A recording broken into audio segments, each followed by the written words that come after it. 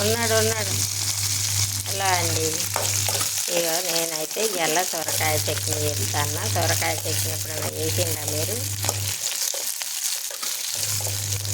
పచ్చిమిర్చి కొన్ని కారానికి తగ్గట్టు, మనం తినే కారానికి తగ్గట్టు ఒక చిన్న సొరకాయ ముక్కలు కోసుకున్న పొట్టు గీకి చూడండి. ఇప్పుడు మిర్చి వేయించిన కదా, ఈ ఉడిని వేస్తాను.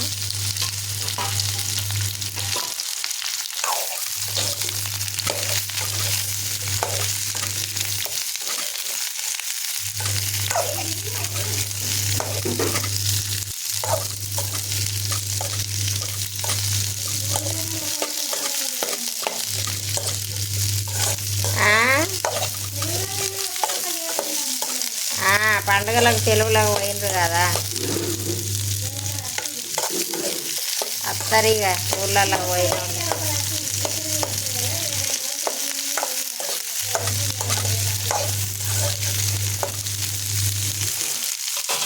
కొంచెం నూనెలో మగ్గాలండి. ఒక టమాటా ముక్కలు కోసేస్తా. ఇప్పుడు సొరకాయ ముక్కలు అవి ఇవన్నీ వేగినాయండి, గోల్డ్ కలర్కి వచ్చినాయి.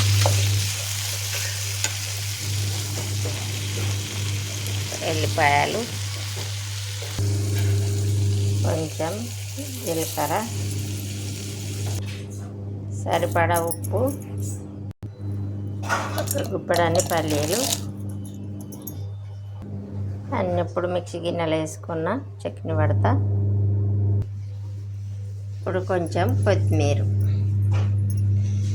సొరకాయ చట్నీ రెడీ. మీకు ఇట్లా సొరకాయ చట్నీ నచ్చినట్టయితే మీరు కూడా ఏమన్నా సొరకాయ దొరికితే ఒకసారి ట్రై చేయండి. చాలా టేస్ట్ ఉంటుంది సొరకాయ చట్నీ. ఉట్టిదైనా చేసుకోవచ్చు, పల్లీలు అయినా వేసుకోవచ్చు. ఇప్పుడు కొత్తిమీర కూడా వేసి పట్టిన.